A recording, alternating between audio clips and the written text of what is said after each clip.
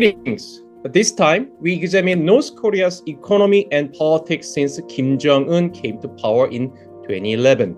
It has been already 13 years. After Kim Jong-un's rise, many changes have occurred in North Korea. First of all, with the consecutive nuclear tests and missile launches, UN sanctions have intensified. As a result, the regime has ramped up efforts to evade sanctions. Even as the North Korean economy struggles to break the vicious circle of isolation caused by sanctions, Kim Jong-un must continue to provide privileges to the elite who politically support him. Second, political economy of real estate and smuggling also stand out. Notably, Pyongyang's skyline has transformed to surprise many North Korea observers and show some economic progress in a close authoritarian regime. At the same time, black market of smuggling along the North Korea-China border creates a political and social dynamic that differs from that of Pyongyang, the heart of North Korea. We have outstanding lineup of lecturer here. Dr. Babel a visiting scholar at the Asia Center of Seoul National University, presents on current urban planning projects in Pyongyang, North Korea's most prized area. Professor Justin Hastings from the University of Sydney tracks and explains the alternative trade routes North Korea has sought to overcome sanctions. Dr. Robert Winstanley Chesters from the University of Edinburgh focused on North Korea's fishing industry, analyzing it through the lens of dining politics. Finally, through a lecture by Professor Adam Chescott from the University of Leeds, we can gain insight into the patterns of smuggling along the North Korea and the China border.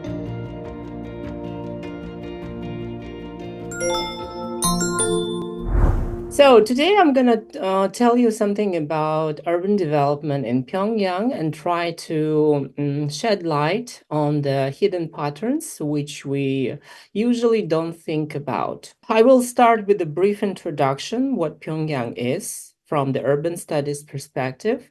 Then, as you required and you offered, I will talk about 3 points: socio-spatial inequalities in Pyongyang, real estate market, and how does activization of urban development in Pyongyang influence the economic development in the country. So let's get started. Before I will present the results, I want to explain you what kind of methodology and what kind of sources do I use. The thing is that my major is urban geography. So usually for me, the main source is a map. But since we are living in the 21st century, of course, the main source for us is satellite images. But I have a chance for field trip and on-site observation. However, it is not really possible to observe everything, while the satellite images in historical perspective, they give us a unique chance to analyze the patterns of development in the city, and this is very useful. And of course, I use first and secondary sources as well as interviews with the factors and experts in the field. So let's get started with a brief introduction of what Pyongyang is. We all hear many rumors around Pyongyang, right? It's a mysterious city, it's a sacred place. So Pyongyang has a very long history, right? Because according to the mythology, Pyongyang served as the first capital of the ancient Korean country, Gojoseon. However, today, Pyongyang is very different.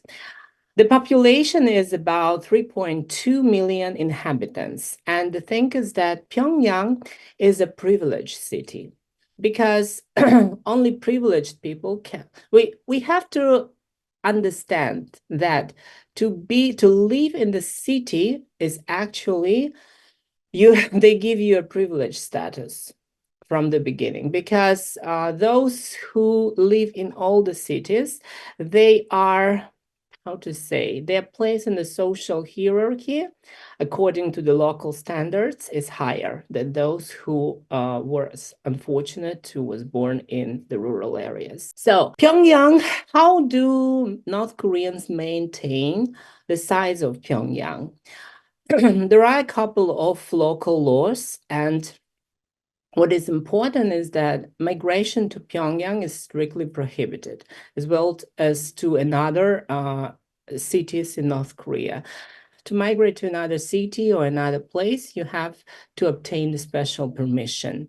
That's how North Koreans institutionally, how to say, prevent urbanization development and try to protect the city size. So this is a crucial part of North Korean urban policy. And the thing is that only those who made a significant contribution to the country's development can migrate to Pyongyang. Other people, they just cannot. Since I'm a scholar in urban studies, I have to tell you that it's very significant that there is no suburbs in the sense we understand it. Suburbs didn't form around Pyongyang. It says a lot about the city and about the policy, urban policy, which the locals implement to freeze the urban development around the capital. Let's check out how Pyongyang was developing. We all know that the city was the main theater of the Korean War, during the Korean War, and of course it was almost completely destroyed. However, under the influence of the Soviet Union and socialist bloc countries, the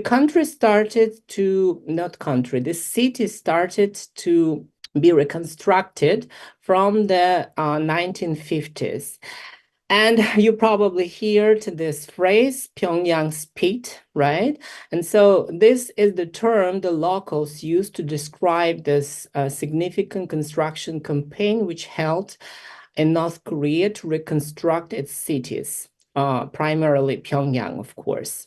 But we have to point out that Pyongyang always has a long story of apartment of shortage.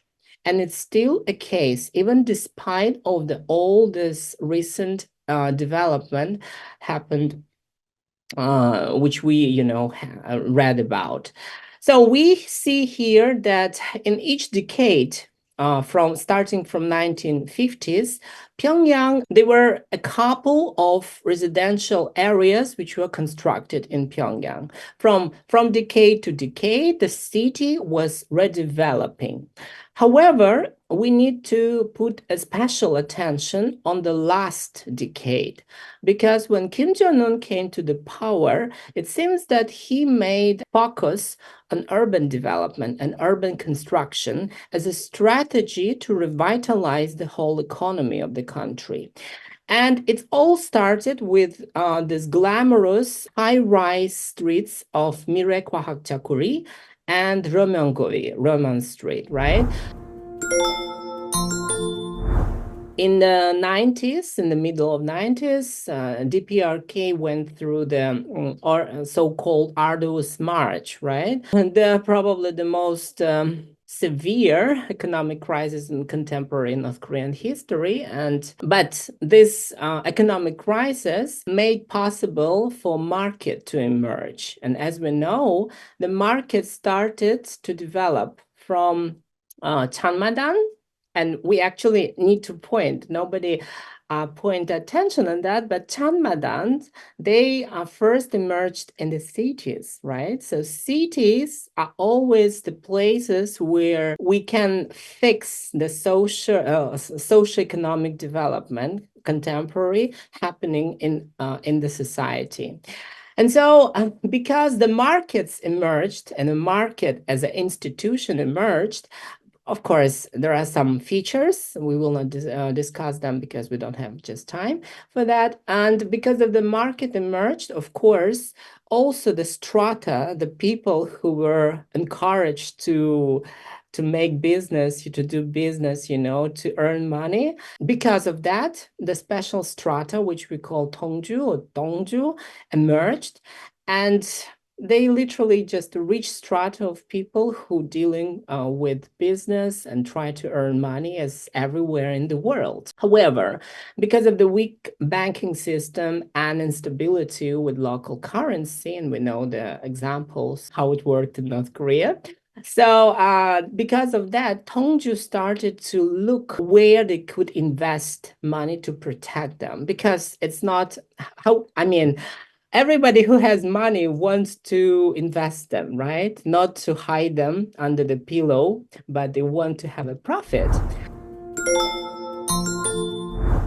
And so this logic works here as well. So what was happening? Tongju started to co-invest into the urban construction. And from the urban studies perspective, what we need to point out here, the two crucial moments. The first one is that it is easily to observe and to detect from the satellite images that in Pyongyang contemporary, we hear that the development in Pyongyang is held in the form of residential districts, right? Like Mirekwakakcha, Remon Street, but it's not true, because as you see on the picture on your left, there are many areas, it's just a picture of one of them. There are many areas in Pyongyang where we can detect infill development. So it's like single towers, single buildings around usually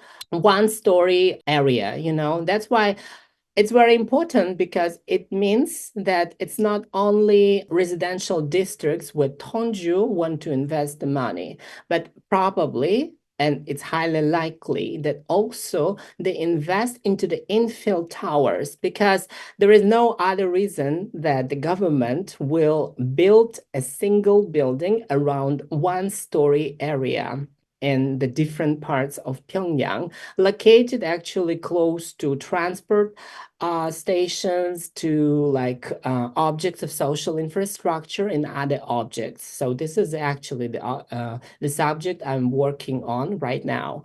And the second point we need to figure out is that the new residential districts, they are significant with a big number of service points. So what we can detect here is a commercialization of urban fabric. Because if you remember what we have seen before from Pyongyang, I mean the pictures of Pyongyang, it was kind of hard to detect any shop or for example, barber shop or anything, any place providing service. However, everything has been changed. These new residential districts, they look like consumption paradise, let's say, in the reality of Pyongyang, because you can find there not only like supermarkets or anything or grocery shops, but also places which kind of provide an exotic service like coffee shop, like barber shop, the place which, for example, selling this jelly beers or anything like very interesting places, pizza shop or anything like this. So how does it work? How Tongju invest into and how it became possible in the US socialist country for this kind of strata to Tongju to be able to invest into the construction and then make a profit from that. So the problem or the thing is that the state invest, of course, according to the law and according to the standards. All the construction, it's only supervised and held by the state. However, there is a crucial problem, because state as an institution cannot provide all the sources, all the financial sources, all the construction materials to finish this project. And this is the place for Tongju to offer a help. So this is a beneficial symbiosis between the state and Tongju, because state, by using this opportunity, they kind of glorify the regime, because they say, look what we can do. We can construct this kind of, enormous, magnificent residential complexes. From the other side, Tongju using this and making money because they invest and then get profit. Actually, the main part of all the apartments in newly constructed buildings, they go to Tongju in favor to the investments, not to the state allocation system. It's just very small number of apartments which go to like someone who stay to give it for free. So, and this is a place for cooperation, mutual beneficial cooperation. In principle, let's check how it works. In principle, so there are three parties involved into the construction, any construction. This is the National Planning Commission, the organization Ordinary Construction, and construction companies. So the National Planning Commission is the main body responsible for all the constructions held in North Korea. So what they do, they actually establish all the construction plans, they supervise, they like review, it's kind of how to say, supervising body. Second is organizations ordering construction. And this is actually a very interesting thing because they supervise the construction process. Right. So they in touch with both the National Planning Committee because they need to, to communicate with them. And also they control construction companies which make the construction itself. So the organization ordering construction. The funny fact that is any company, a legal company, which is registered in North Korea can serve as organization ordering construction, even if this organization doesn't have anything common with construction. So actually, those who want to construct a building, for example, how it works, right? I just try to explain. They just find so-called umbrella companies which provide them a necessary protection to show the government that, oh, here is a plan, here is a company, we want to initiate this construction. So literally, Tongju even don't need anything. To deal with any with any government institutions. They just pay money for this organization who can serve them, can be their umbrella companies. And this is also kind of very funny, at least was for me. So, and we are coming to the golden age of Juche style architecture. Recently in Rodong Shinmun, there are so many articles related to so-called golden age of architecture. And of course, with focus to Pyongyang, because in 2021, Kim Jong-un offered a huge campaign to construct 50,000 apartments in Pyongyang during 5 years. And as we know, this process is impressive because we see the clear results, right? Because it's all started in 2021, right? When this campaign was announced. And from that time, we see that in Pyongyang, there is a significant number of projects which are reported to be finished. It's not, and actually here's also a feature from the urban studies perspective, which we have to point out.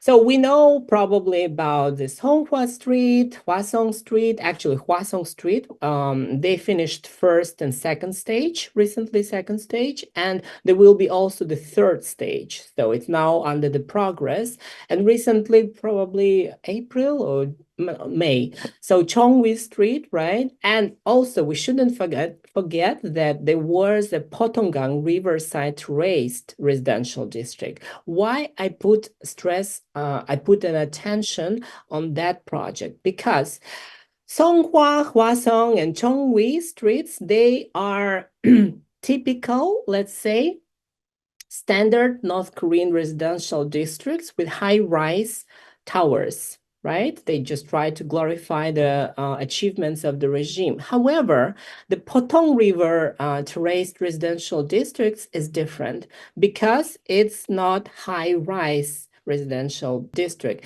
So it seems there are so many speculations in academic debates right now why North Koreans all of a sudden chose this kind of project. As per me, I think that North Koreans try to, because currently in urban studies, we have a strong opinion that the high-rise housing is not very good way to organize the housing. About what's going on currently in Pyongyang. Pyongyang is just one place, right, where this construction is happening. But it means that, to finish this kind of huge projects, we need at least construction materials, right? And if we don't produce them in enough, right? So then we just will not be able to finalize them. So that's why, actually, if you are what I'm doing right now also is the second part of my job, I'm trying to make a context analysis into all the articles published in Rodong Shinmun started from 2021. And what I found out is that it is a significant growth of the articles mentioning that they increased the amount of cement or amount of steel production in different places. It's not only one place. So it's a numerous number of fabrics. And second is that they try to attempt to implement this new regional policy, which the essence of which is actually to revitalize the economy of the regions and to accelerate the rural development. And this is very surprising because previously如areas, North Korean regime didn't mention them that often, at least as they do now. If you check the number and the amount of, the size of the articles now in Rodong Shinmun, which dedicate to rural development, it's surprisingly growing, and they're discussing a variety of issues, which is also very interesting. Also, they try to construct social infrastructure places and many fabrics, industrial objects. So, and as we see, this urban development in Pyongyang not only support the development of Pyongyang itself, but because of that, the whole economy, the different layers, industrial, social development, intensification of production, not only construction materials, but as we see, there are so many new industrial objects like fabrics. And the strategy was quite successful because they not only accelerated urban development of Pyongyang, but they also pushed the national economy, and not only around Pyongyang, but in different places, in different regions of North Korea to revitalize to some extent. We don't know the scale, but we see that something new is constructed, right? So that's why I think it's very important. Thank you so much for very informative information on real estate, say geography and then political geography of then your research is fascinating to many of us. I think it's but can you? It's more let's start with some details. Can you elaborate or explain a little bit more about Jung district? You emphasize again and again. So you said Donju and then Novation, and they cannot get in this gated community of a nomenclatura. And then they are actually the major force in the, say, new apartment complexes you suggested, right? Mm-hmm.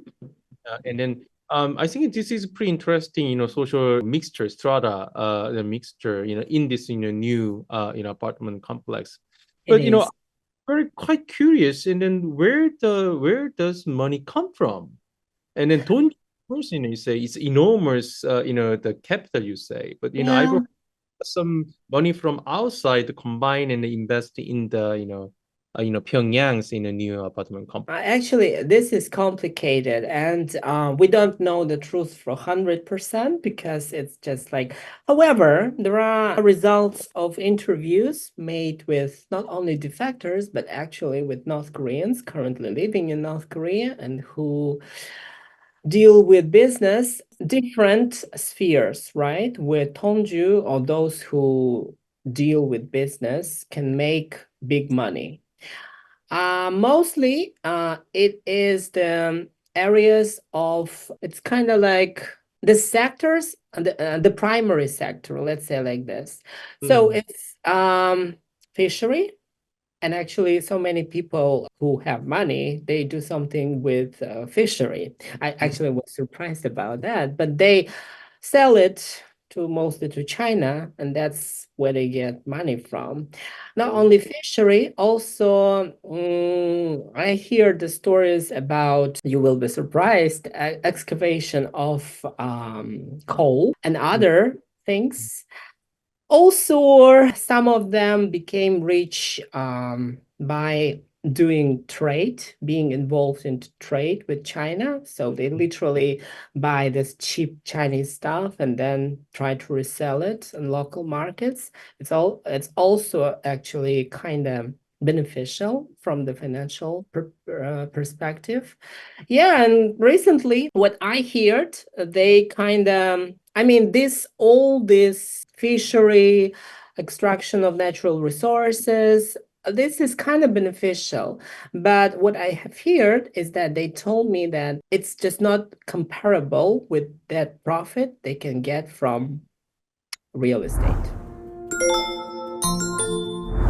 Real estate, I think it's the most, say, front line of the capitalist competition. I think it's just happening in South Korea. South Korea has a so-called, Seoul and Seoul's Gangnam area. But I think it's the Gangnam of Seoul, of South Korea, and then Junggu, and then new apartment complex of Pyongyang of North Korea.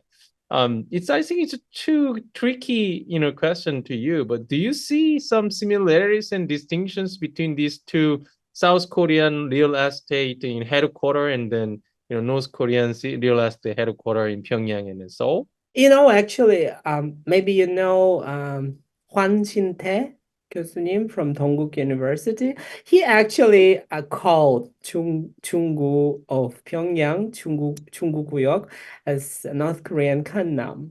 Oh, But yes, he published an article actually in Korean where he called it as Gangnam of Pyongyang. But the thing is that it's very different, let's say, because Chunggu, as I told you, is mainly preserved from the urban development, right? They have some development projects, but it's like not in the center of Chunggu. While Gangnam is literally, it used to be field, right? Like right. 50 years ago. And now it's like enormously expensive residential and commercial area, business district. Pyongyang is different. It's just very different because the level of capitalism development is very different in two countries. So in Pyongyang, we say that they have market. A market is emerged and is developing, right? But it's still uncomparable with those we have in other countries of Asia. Because in South Korea is, I think, very capitalist oriented country, right? It's nothing bad with that. It's just another way. So that's why I think, no, I cannot compare them. I think they are very different. However, I think if North Korea will become a really, like, not pseudo, not semi-market economy, of course, the market forces will shake these walls. And the gated community just cannot exist in a free market economy. Okay. Thank you for your excellent and very informative presentation, and then very say another information round of discussion with me. Good to have you and happy to have you. Hope we can see you soon and then have more working and collaboration relationship. Thank you so much. Thank you very much for having me, and have a great day. Okay. Thank you for joining us, Professor Justin Hastings, and we are going to discuss about the current economic approach of the DPRK North Korea to international community today. And Justin Hastings, Professor Hastings is a well-renowned, world-renowned scholar on the North Korean politics and other international relations and comparative politics in issues. All right. Again, thanks for joining us, Professor Justin Hastings, and then the floor is all yours. Okay, thank you. So they asked me to speak about the current economic approach of the DPRK to the international community. And what I'm going to speak about are basically two projects that are related to North Korea and how it participates in markets. One is sort of how North Korea uses markets to evade sanctions first, and the second is how North Koreans use markets to build social trust. There is something tying these together. So the first question they asked me to answer was what methods and with which entities has North Korea employed to circumvent economic sanctions? And I think the general broad answer is North Korea is able to evade economic sanctions because it is entrepreneurial, right? This is a North Korean restaurant in Shenyang in China that I visited many years ago. And North Korea is, out of the arduous march, North Korea developed an entrepreneurial culture that is comfortable basically engaging in lots and lots of different activities related to the markets. So what we see here is a number of different proliferation evasion strategies. Sort of all of these strategies, in some sense, are used by North Korea in various permutations to get what it wants. It uses state resources. It uses sort of obfuscation. It hides the identity of the people and the goods and the firms involved in transactions. It tries to structure its networks in a way that looks like it's a legitimate network, even though they're evading sanctions. It chooses which countries to do business with based on the gap between what the countries can do in terms of trade and what the countries are willing or able to do in terms of enforcement. And finally, North Korea just engages in a lot of good old-fashioned smuggling, sort of between North Korea and the countries around it. And the way in which it does this is by engaging in trade, right? So people have often asked me, how does North Korea actually evade sanctions, especially the sanctions that are designed to sort of identify North Koreans who are participating in the system? And the answer is they don't. They have someone else do it for them, right? I mean, that's the basic key, right? North Korea is embedded in global networks in a way that I think many people would be surprised to see. Sort of they are embedded in a series of brokerage systems or brokerage networks outside of North Korea that essentially mean that anytime a sort of buyer or seller is doing business with someone, they don't actually know they're doing business with North Korea, right? Because there's someone doing business on North Korea's behalf, either to buy it or sell it or move the goods or to make connections. And what this essentially means is North Korea is evading sanctions by being very good at sort of building connections around the world. So one of the ways they do this is by ship-to-ship transfers. So if we think about all the different ways in which North Korea evades sanctions, one of the things they do is engage in sort of transfers of oil and coal at sea as a way of getting around the sanctions that sort of are designed to stop them from using foreign ports and using North Korean flagged vessels. And sort of, in some sense, this is already showing how North Korea is using other countries as a way of evading sanctions. So we can see sort of diagrams. These are complicated. I'm not going to go over them in great detail of how North Korea works as a buyer country, how it works as a seller country, and how it works as a broker country. Right? And so we can see here in a typical ship-to-ship transfer where North Korea wanted to buy oil, they are heavily involved in a number of different countries and a number of different brokers doing business for them. And so we can see here is that North Korea wants to buy some oil. It's actually sort of a Hong Kong-based sort of brokerage that is the one that buys the oil from an international company based in Singapore and Switzerland. And the international company transports the oil on a Marshall Islands registered ship that's actually owned by a series of Taiwanese front companies. We're doing business on behalf of North Korea. There's an actual North Korean ship coming out and getting the oil, but the front companies are actually told the buyer that they are shipping oil from South Korea to Taiwan. In fact, they sort of met in the sort of south of South Korea and transferred the oil to a North Korean ship. So we see here that North Korea, in some sense, is only involved in receiving the oil, but they had a lot of people doing all their work for them in acquiring the oil to buy. We also see North Korea as a supplier country, right? Here's North Korea selling goods to Syria. We see that North Korean state-owned companies, state prerogatives, are in fact being used, both through the sort of North Korean embassy in Damascus as a broker, as well as the original seller, which is Comid, the main North Korean state weapons company.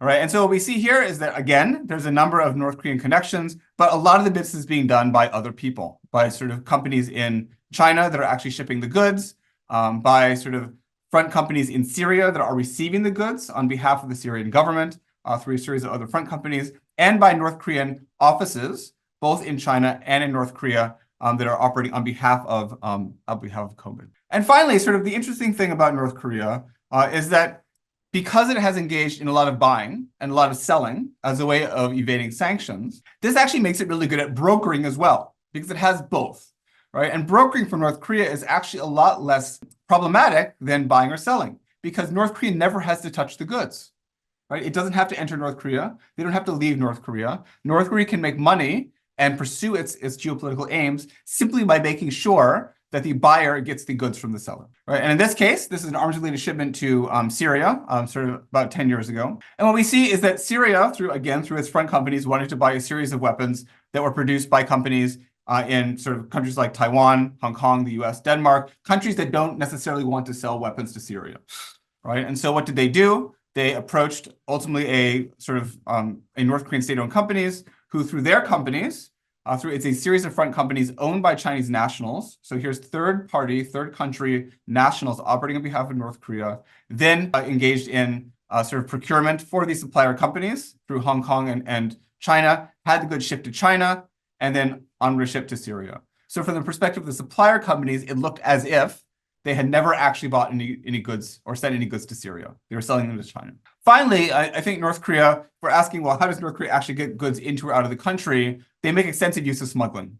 They have 3 smuggling routes: by land, by river, or by sea, that both state-owned companies in North Korea and non-state companies can use, right? And so one of the things to keep in mind is that while North Korea does actually have a substantial state involvement in a lot of its trade, a lot of the trade is actually done by people who are theoretically state-owned companies, but are actually fundamentally private, right? And that sort of leads to the second issue.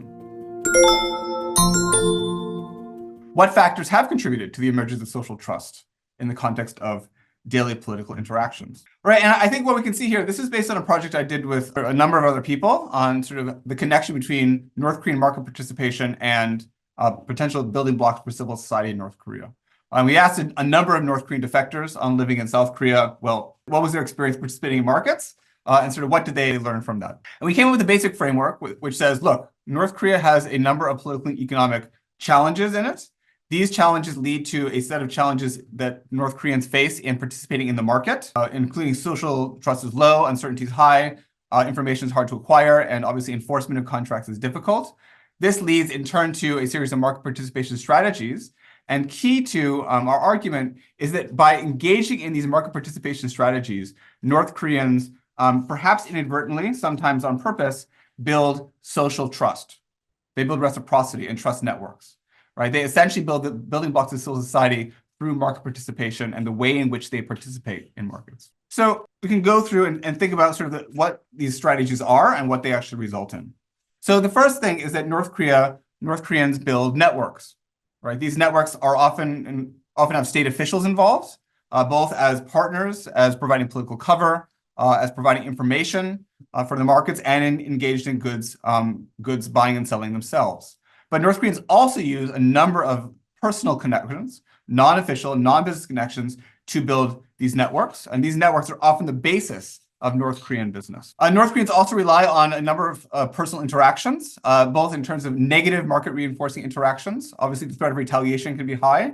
Vulnerability, mutual vulnerability can be very high in a semi-legal environment like this, as well as positive market reinforcing interactions. The reciprocity, repeated interactions lead to sort of greater trust. Sort of expanding your networks, buying and selling and sharing knowledge is all useful for basically building sort of trust in business relationships in North Korea. We also found that there's a good deal of transnational influence in North Korean markets as well.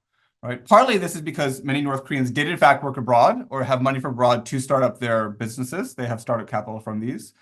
They have a number of Chinese connections, which can be used not only for business, but also for other purposes. And this is critical and I think kind of interesting. It's also the case that business, because it's in some sense not particularly sensitive in North Korea, it can provide a reason for why North Koreans have transnational ties, right? It was often the case that business served as a cover for transnational ties, mostly to China, that allowed North Koreans to bring in information or engage in sensitive activities. Right? And this is true even if there were state officials involved in the networks. More specifically related to the results of market participation, we see that sort of North Koreans, generally it is a sort of low trust society, but participating in markets, particularly over the long term, did allow North Korean respondents to build a reputation, and thus they built social capital. Right? It was specifically market participation that allowed them to build these connections and accumulate social capital. And in some sense, what we found is that social trust was necessary to run a business successfully. Right? So as they were sort of thinking about how to build businesses, even sort of businesses that they were sort of built on relationships, they realized that they actually had to have large degrees of trust and reciprocity in those relationships. And what this meant, and I think sort of what we see here then, is that if they wanted to participate in markets, they often required a continuous flow of information. Now remember, information is often very hard to come by in North Korea. So how do you get it? Right? You get it by a sort of virtuous cycle of having greater social capital, which allows you to share and receive information. Right? And this sort of social capital also allows you to help other people, which in turn allows you to get more social capital. And also to build market connections and build sort of information that you can use for acquiring more business. And what this means in some sense is that access to information is both a cause and effect of social capital, and social capital is both a cause and effect of success in business, right? And so what we saw in general is that the more social trust North Koreans had, the more social capital they had, the more successful they were in business. And you can see an example of this, sort of one quote, I'm not going to read it, but sort of the quote starts off with the idea that North Korea is a low trust society, right? The first and foremost rule of business is to trust no one. And obviously that's sort of the general stereotype about North Korea. But by the end, the quote says, at least some trust is needed and should be built over time, right? So North Korea's low trust, but you actually need trust to survive. You need trust to do business well in North Korea, right? And the question of how you do that, how you build trust is very important for North Koreans. One of the things that they're able to do as a result of participating in markets is essentially building shared norms and understandings. And shared norms can come from three different, I think, very interesting sort of aspects of North Korean market participation. The first, and this is probably the most surprising, market information is not politically sensitive, right? It's okay to talk about how to make money in North Korea. It's okay to talk about business. And so in some sense, market information is one of the few kinds of information that is shared widely, right? Which leads to a shared norm of information sharing, right? Competition itself can drive people to adopt shared understandings about how much they're willing to sell for, right? And sort of buyers and sellers will monitor the prices so that they stay within acceptable ranges.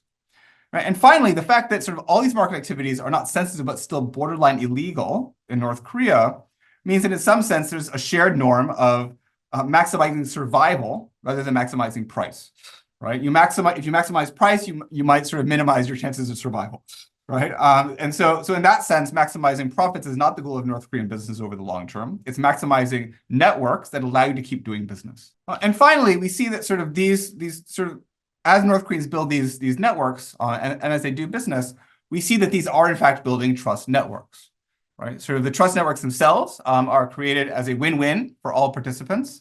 Obviously, sort of as North Koreans do business with each other on a repeated basis, repeated interactions incrementally lead to higher levels of trust. And so the trust networks themselves become more successful. And finally, sort of the shared interest people have within North Korea, not only in making money and trading goods, but also the fact that they're often in the same industry in the same region, as well as, I think, interestingly, the fact that they need to deal with the state collectively to protect their own interests, which we saw sort of the beginnings of sort of collective action in North Korea as a result, comes through sort of trust networks built on these shared interests.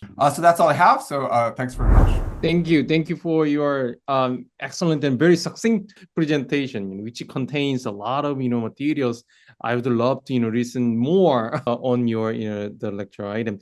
Yeah, I mean it's interesting the contents at the same time. North Korea as a buyer country, and then supplier and seller countries, and then broker country, and then this diagram actually fascinating I think it's based upon your research and the published material. I think it's 2017, 18 or something like that. That's Right. great. Yeah, I mean, and then again, just let us know, who are for this in North Korea as a trade, and who are the primary stakeholders? And then, what are the roles of foreign entities? And you actually suggested, just give us China, Singapore, and Hong Kong, and then Switzerland. There are many countries, and then the players of those countries actually involved in this trade with North Korea.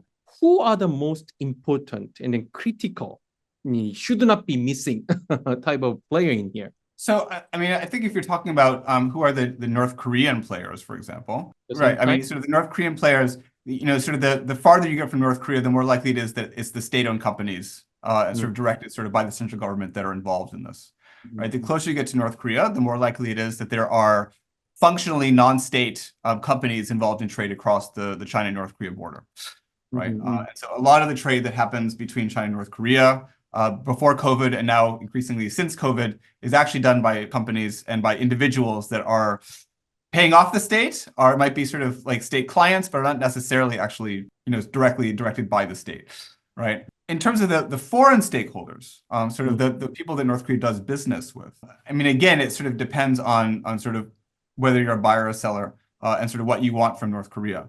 If you're a seller, North Korea is the companies that are selling to North Korea indirectly often don't know they're selling to North Korea, right? That's what North Korea's sanctions evasion strategy is designed to do, right?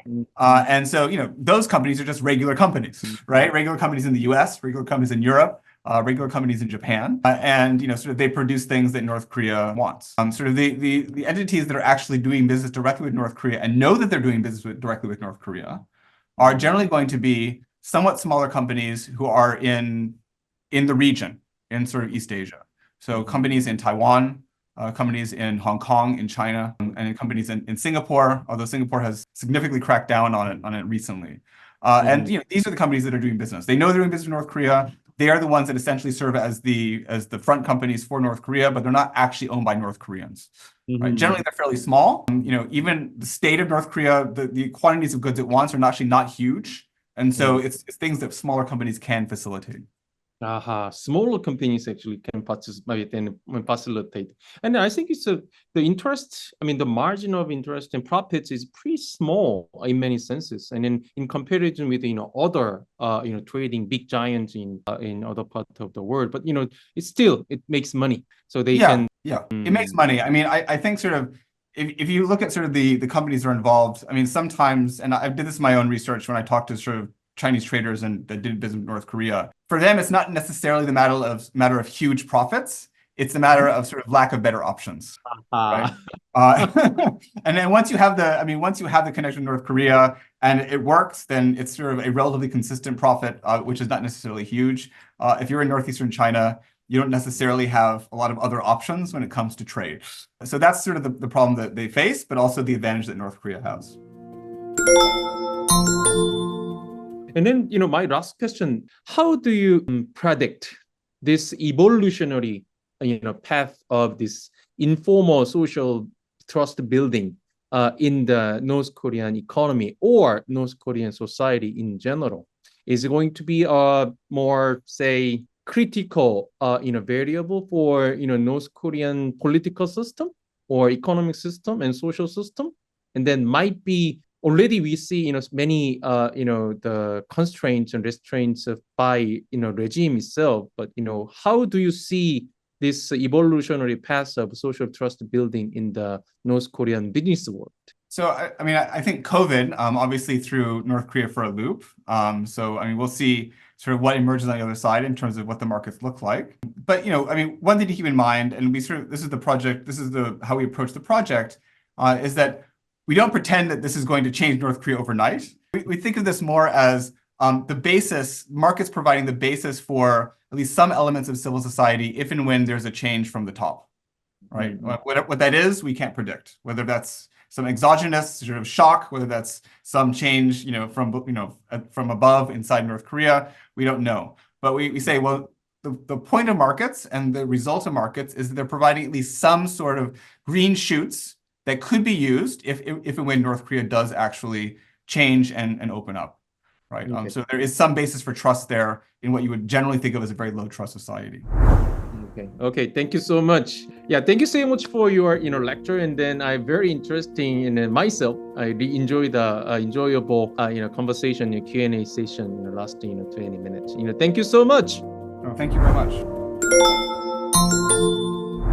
Thank you for joining us and to give a fascinating the lecture on this fish and then dining politics of North Korea. And this is the very distinguished scholar Professor Robert Whitney Chesters from UK.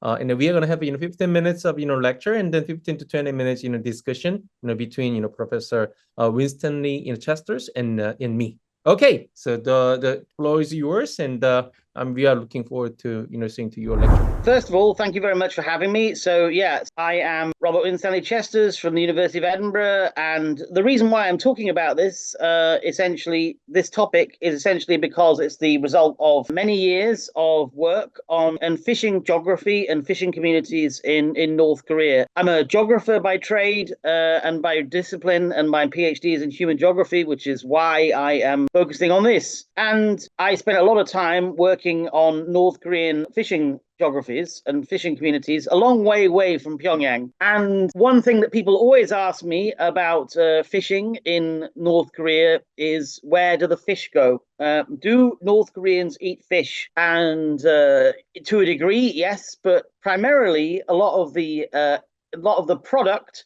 produced by the fishing communities of North Korea and the fishing infrastructure of North Korea is focused on elite dining in Pyongyang and servicing the sort of food needs of the sort of citizens of Pyongyang and the government and the elites of North Korea. So that's why I have ended up looking at this for this particular topic. So Andrei Lankoff, along with a number of others, the famous scholar from Keimyung University, I think, has previously written about eating in North Korea, and a few others have as well. Lankoff says Koreans love eating out, as every long-term resident of Seoul knows from his or her own experience. Going to a restaurant is one of the most common leisure activities in Korea.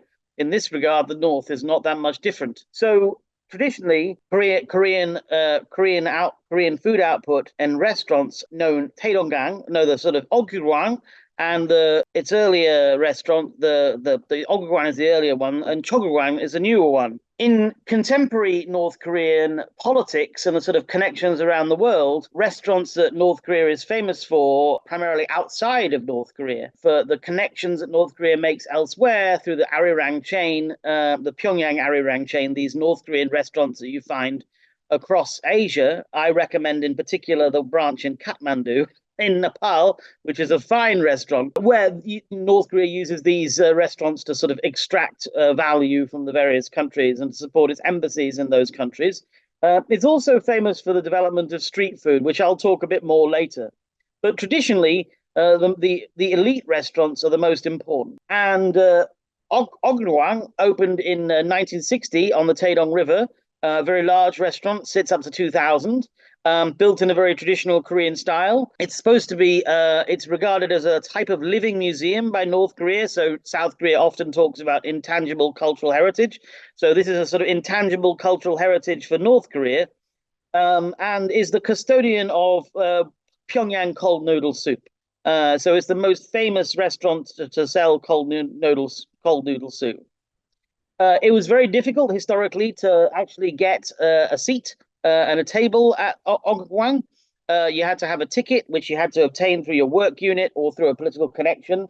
And the tickets were only to gain entry, so they didn't pay for your food. So diners had to pay extra for food and drink. And obviously that was very expensive for North Korea. And so North Koreans only rarely had access to these restaurants, even the more recently Chongkwang restaurant. But by 2009, at the end of Kim Jong-il's rule, these restaurants were not the only places where elites could eat in Pyongyang. There had been a series of not just the pochong matcha style, not just the sort of these pochangmacha street food dining style stalls. And I know in South Korea, pochangmacha are very often in sort of tents on the street. But in North Korea, they tend to be in these sort of like food stalls that are built into the urban architecture. But also junk food, or what we might consider in the UK, Europe, or the United States, junk food style restaurants. So there was a Singaporean group who brought the franchise for a US a company called Waffle Town to North Korea, and they opened up the first KFC style fried chicken restaurant in North Korea, Samtaesong, 3 big stars. Now 3 big stars is owned by the aunt of Kim Jong-un, Kim Jong-ui, and it has over 30 different outlets across North Korea. And so also there's a variety of other things like pasta and pizza restaurants and burger restaurants. And these sort of serve a new elite of North Korea under the rule of Kim Jong-un, the elite that have been talked about as donju, or masters of money.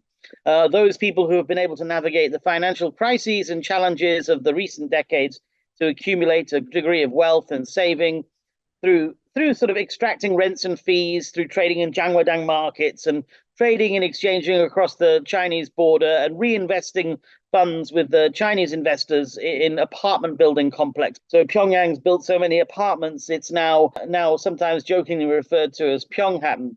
And so as much as these new North Korean elites desire burgers, tteokbokki, or pizza, they also occasionally want something more formal and luxurious. So joining the older style elite restaurants on the riverside of Pyongyang in recent years has been this brand new elite restaurant, the Taedonggang. And so the opened in 2018 and very quickly blessed, as I say, by a visit from Kim Jong-un. The Taedonggang is the height of North Korean luxury dining. It's a collection of spaces essentially dedicated to the eating of fish. It has a Korean specialities restaurant, a sushi restaurant, and a restaurant dedicated to European fish dishes, all on the second floor. But primarily below, on the ground floor in this restaurant, is a large pool, a large fish pool filled with sturgeon, very large sturgeon. These are Chinese sturgeon. They're accompanied by a series of other pools containing different species of fish, crabs, terrapin, and other seafood. And it's sort of similar to other sort of elite restaurants around the world, particularly a restaurant chain called Zhao, which came from Tokyo originally, including has a branch now in New York City. Diners at the Taedonggang can catch their own fish in this ground floor pool with nets to take away or to have cooked on the premises. And so, it's a very charismatic space visited by Kim Jong-un, and important to Kim Jong-un, so much so that when Moon Jae-in visited Pyongyang in September 2018, Kim Jong-un picked this restaurant as the site of the dinner, the final dinner. So it's very expensive as a dining option, and way too expensive for the vast majority of North Koreans, but not beyond the means of wealthy citizens of Pyongyang looking for a treat, or beyond the means of party or army or government VIPs seeking to wine and dine their senior colleagues or commemorate a particularly important event.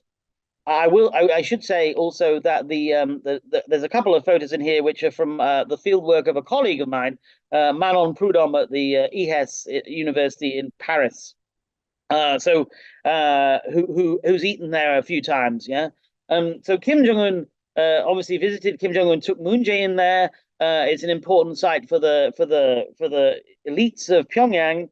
But it's also interesting to me for the fact that the key dish at the Taedonggang is quite rare environmentally, which is the Chinese sturgeon. So one diner at the Taedonggang was remembered this when they were interviewed, that this was sturgeon they were eating. And Chinese sturgeon are critically endangered in the wild because of the various hydroelectric developments on the Yangtze River, which restricts their migration. So it's bizarre that North Korea should use this particular species to serve the Taedonggang River. But when it becomes specifically, because it's very hard to get them, so they need to breed them and breed them through aquaculture projects, and they're also difficult to breed. So figure out technologically and sort of in animal husbandry ways the ways to best breed them to generate enough population so that you can actually use them as fish in a restaurant. But North Korea has been trying to do this since 2010. In fact, Kim Jong-il made a visit before he died in 2010 to the main breeding site at the Rongjong fish breeding farm, where he celebrated the success of the facility in breeding sturgeon in saltier water than they would normally live in, because these are not saltwater sturgeon. These are freshwater sturgeon. And the Taedonggang has continued to receive the fish directly from fishery research stations and the aquaculture facilities of these research stations around North Korea. So Taedonggang receives its Atlantic salmon because it doesn't just serve sturgeon; it also serves Atlantic salmon, and it gets these Atlantic salmon from the Raksan offshore salmon farm, and so and there are a number of other salmon farms. Taedonggang is therefore considered very much part of the environmental and scientific development of North Korea. However, intriguingly, for a higher-end restaurant, diners have also recounted another unusual aspect of eating at the restaurant, other than the fact that they're eating sturgeon.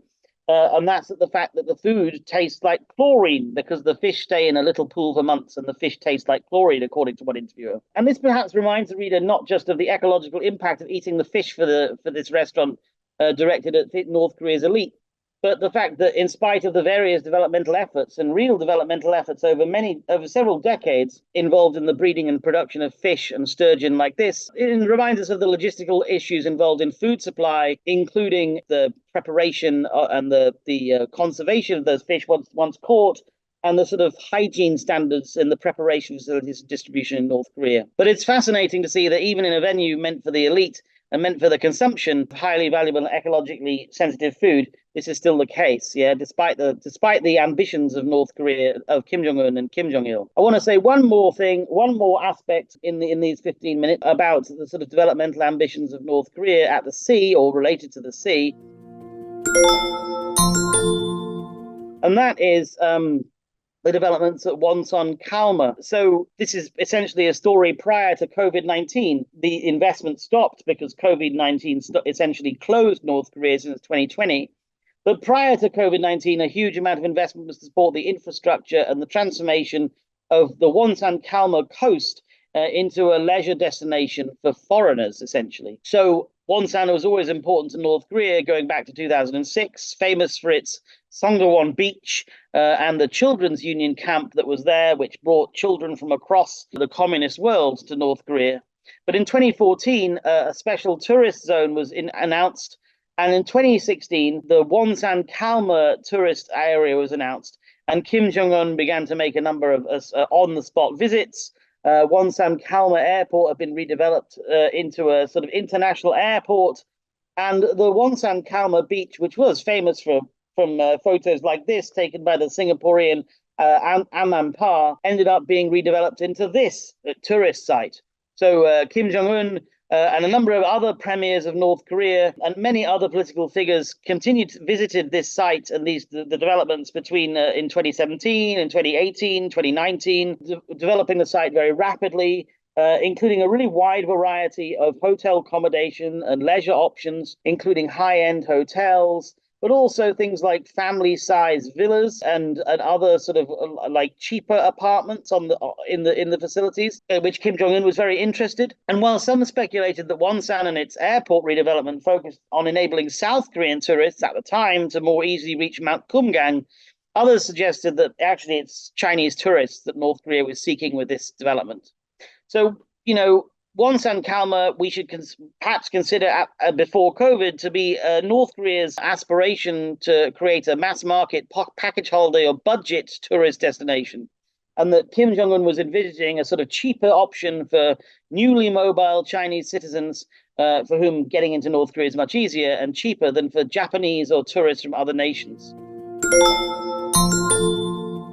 Okay, so I have some questions, and then you actually, the start with your the lecture with the where do fishes go? It's your basic argument is just to elites.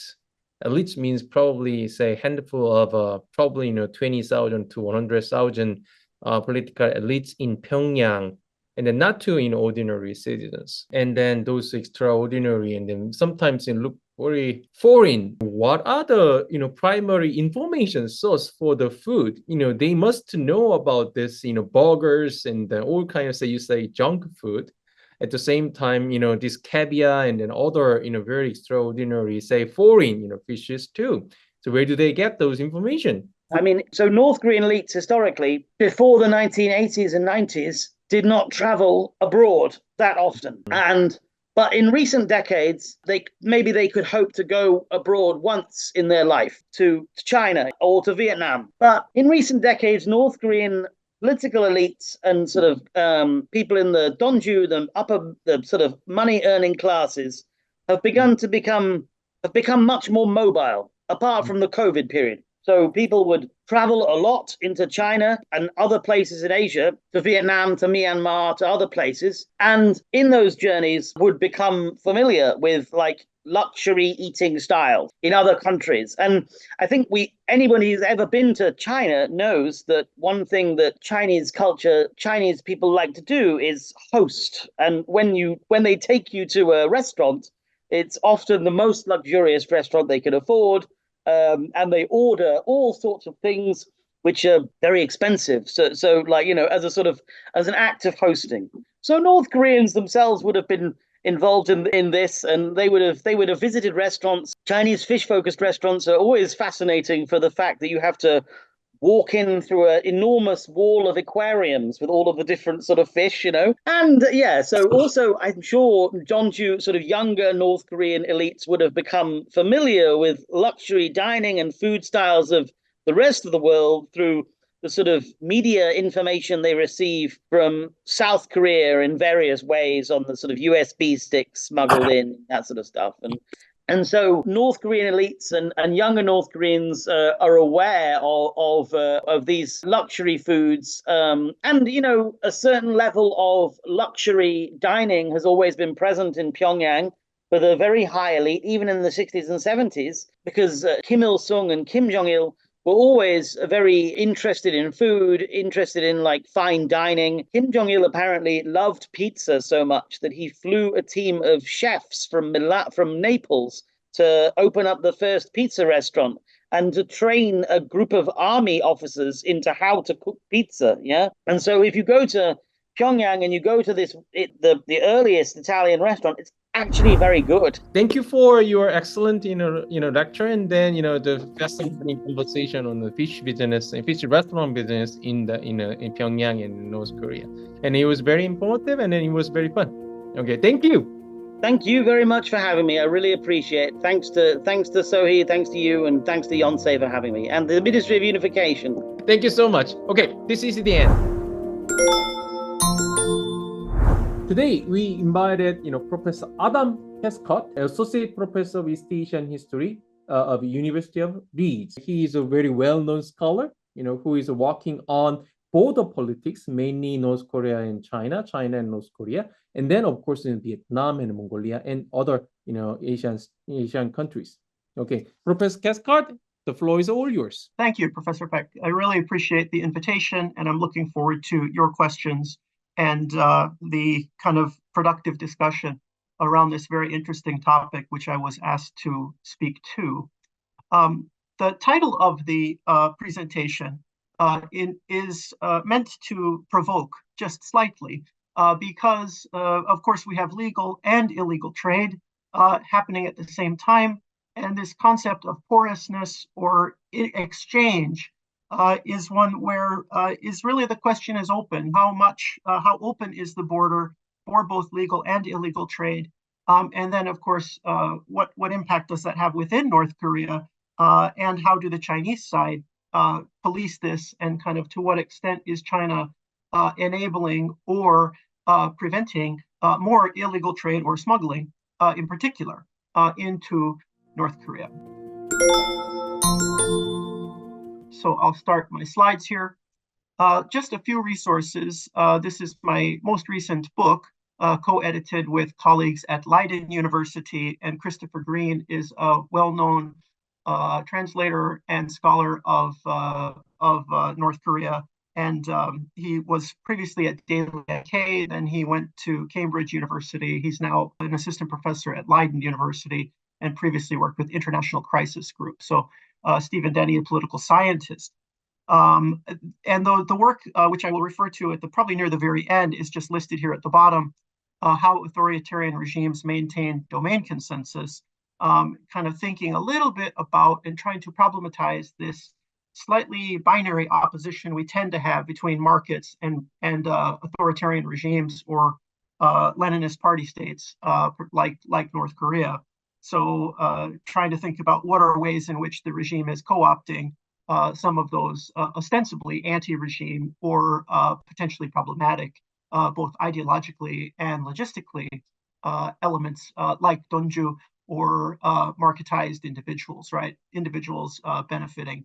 And of course, North Korean quote-unquote reform looks very different than China, and also their type of anti-corruption and definitions of corruption. So those are some ideas which I wish to look at in this presentation. I also am the editor of the sinonk.com website, which has a good archive and continues to look at interactions between the two. And Professor Peck mentioned Mongolia. Some of our writers on that site are looking at kind of Korea-Mongolia ties and trying to broaden out a little bit this North Korean relationship, including with Russia. But we don't want to get too fixated on Russia, and I won't be mentioning much about it today. Okay, so Chinese smuggled goods in North Korean markets. Of course, this deals at the local level in North Korea with at the gun level or county level, and we discuss domestic controls and the role of small trade. That, of course, operates under the umbrella of larger scale legal trade between the two states, and in some sense is dependent upon decent relations, a good working relationship between the Korean Workers' Party, Norodong-dang, and the Chinese Communist Party, or Jungko Gongchandang. So this kind of and the policing of illegal trade is also dependent on those interactions.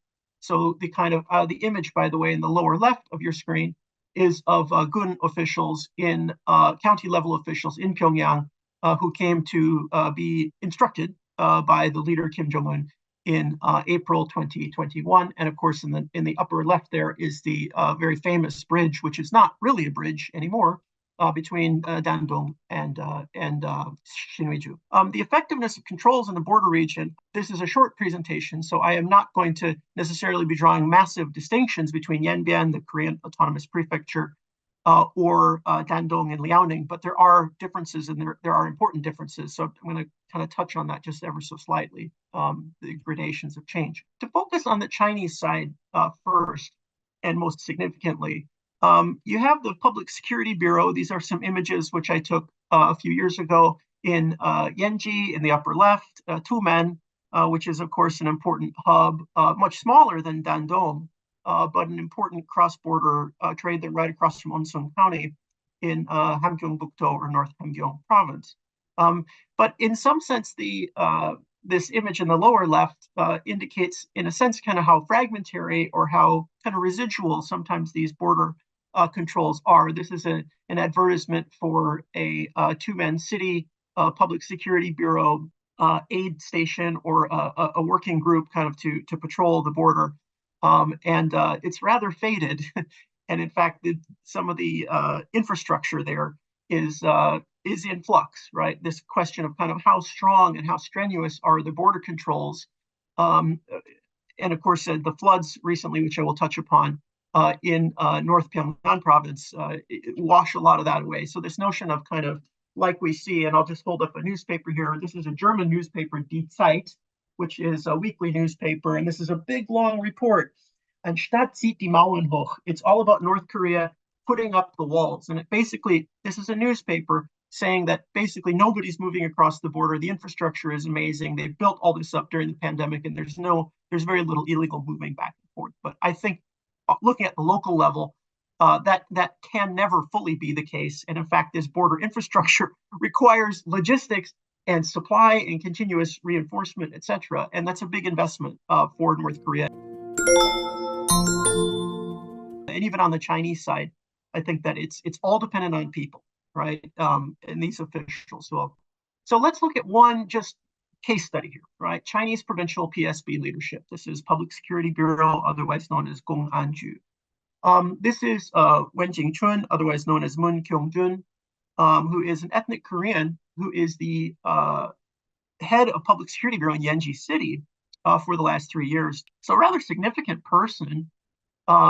He's ethnic Korean, as I mentioned. He's born in Hulong, so he's been involved at the local level with public security work since the mid-1990s.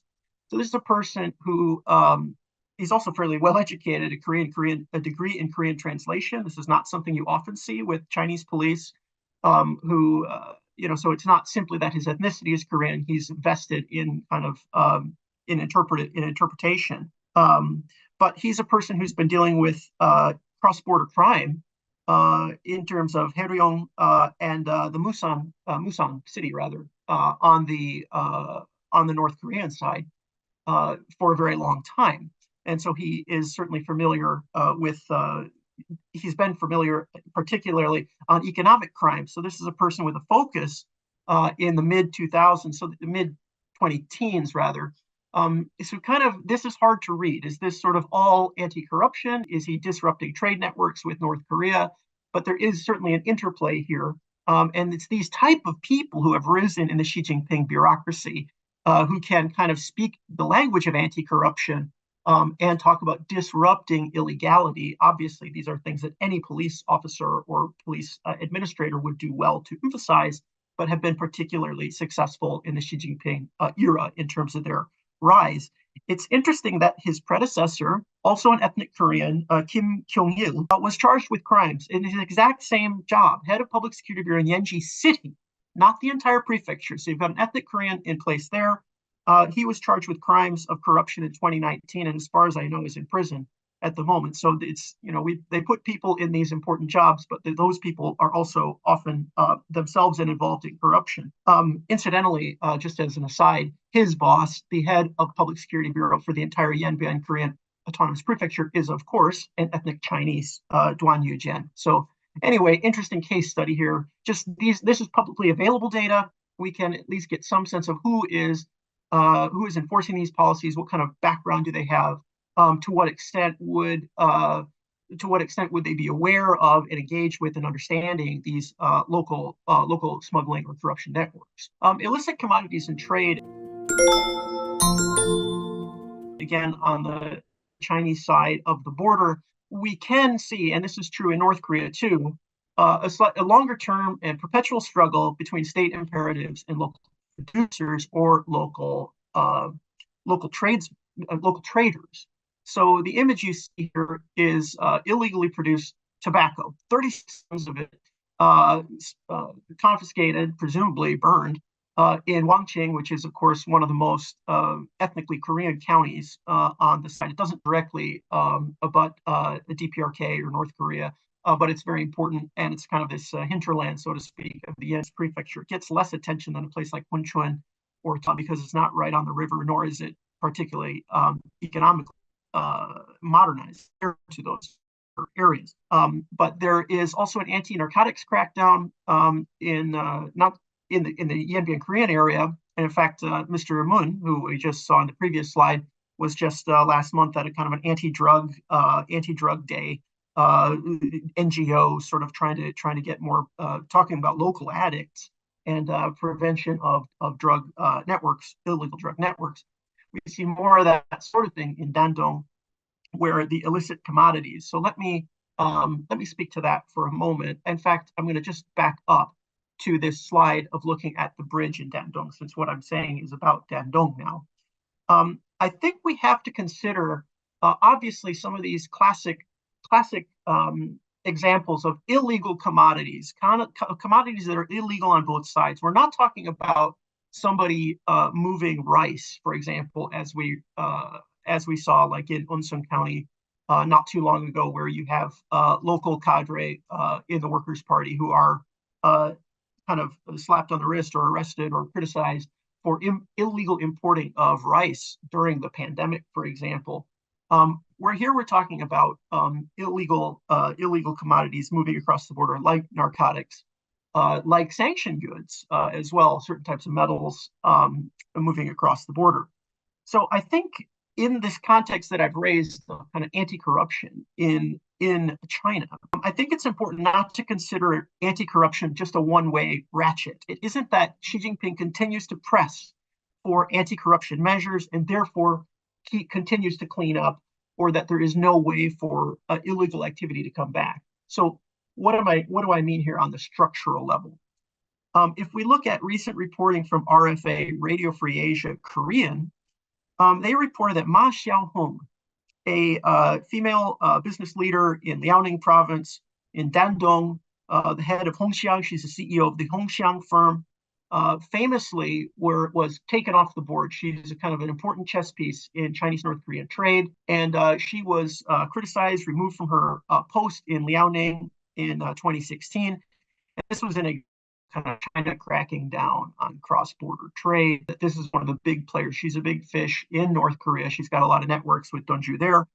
And so there's the sense that China has moved in and has used anti-corruption as a pretext to remove her from Chinese North. Now RFA Korean has reported she may be back in the mix and working with North Korea. And it's the thing that these individuals, including those who have been charged with corruption, are still assets for the Chinese regime. And if they want to increase trade with North Korea, you bring those people back into the fold. So the impact of state widening trade, and this is very much what we see in China now, in Jilin and in the Dandong side, where they are talking about, we've got to get the economy back up and running. It isn't just about tourism, it's about cross-border trade. And not manufacturing now. We may see more North Korean workers coming in because they want to get cross-border trade revived, anything they can do. Does that then create more toleration for illegal trade, right? So does the impetus to reinstate or to accelerate and reinvigorate trade between North Korea and China, does that leave more trade for illegality? It certainly, I think, leaves more room for local officials to be sensing which way the wind is moving, and this kind of the overall direction, or the mass line, as they think they used to call it, 中路线, right? The general line towards kind of, if the general line is toward cross-border trade, we can take more independent initiative. And of course, the whole history of North Korea-Chinese relations since 1949, you see a lot of kind of locality to locality interaction under the umbrella of a broad blessing from the ministries of foreign affairs. But the central government's important, but local government, these people have got to hit their targets. So there's this sense of kind of reinvigoration, and illegality can happen underneath that. Okay, so getting closer to some kind of provocative questions, which we might then discuss. Known unknowns. The impact of the recent floods in North Pyongan province, for example. I think there's a sense that border controls are very poor at the moment in that area because of this infrastructural damage. Clearly, the fences and things of that nature would have been wiped out by the flood. We've read a few reports that there's a kind of a sense that traders and illegal trade is going to be moving up the river, getting away from Dandong and Shinwiju.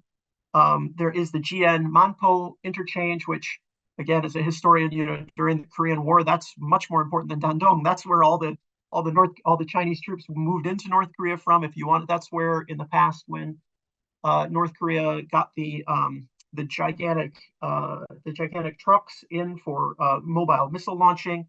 They probably came in on the train tracks there. May have come in on ships. But the Jian Manpo interchange is always quieter. It's less watched. You don't have like Han Korea reporters kind of hanging around, or Chosun Ilbo reporters generally watching that interchange. But what we've seen, at least in unofficial reports, things like the Daily NK, for example, is that this Linjiang Chungang-gun, in Jiagangdo is probably one of the interchanges where we might see more action. I've been to that part of the border, not recently, of course, but the river is not terribly wide. It's the kind of upper Yalu, basically. There is one distinction that's kind of interesting, just from a slightly little bit of inside baseball, I guess, distinction. Linjiang and Chunggang County are, of course, you're at the edge of Jiaogangdo there. Whereas if you go a little further down the border towards the Hesan side, you're talking about Yanggangdo and the two counties of Kim Hyung-jik-gun and Kim Jong-suk-gun, named, of course, after the family members of the founder, Kim Il-sung. So again, that's a quieter area. There's less infrastructure. But if you're talking about small smuggling, small scale smuggling, you might see more action there. There's, of course, a history of logging kind of going across the border there. Automobiles moving back and forth, and so you can have some smaller scale stuff going across there. Although the bridges are fairly small, and I'm not sure about the Linjia. It's Hesan and Changbai County where the bridges and the infrastructure is much more able to receive kind of large scale freight. The impact of perceived, let's see, state interaction I mentioned with anti-corruption and illegal trade, the impact of perceived, flows and changes in Sino-North Korean relations. Not a lot of time to get into that. If you want to do it in the Q&A, I'm happy to discuss it. There's been so much discussion about sort of North Korea and Russia, and has China gotten a little upset with seeing this kind of love fest, or at least this kind of, and also the Ukraine arms munitions. It's interesting to think about how that affects a place like Hunchun, which is so close to Russia as well. Happy to discuss kind of the broader trends in Sino-North Korean relations. But as I mentioned, I think the economic imperatives for PRC sometimes can trump even the political ones. So it's not like Xi Jinping and the local cadre.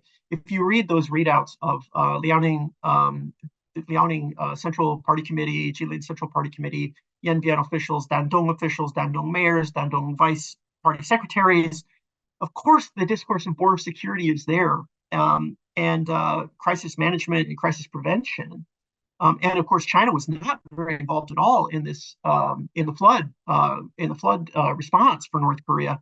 And I've got some studies ongoing of previous examples of that. But at the same time, I think all those people are being pressed. Expand the economy, get border trade moving if you can. And finally, I mentioned the disentangling of the cross-border legal trade, along with illegal trade in North Korea. And this is the difficult thing, is to try to get a sense of cross-border illegality with local illegality.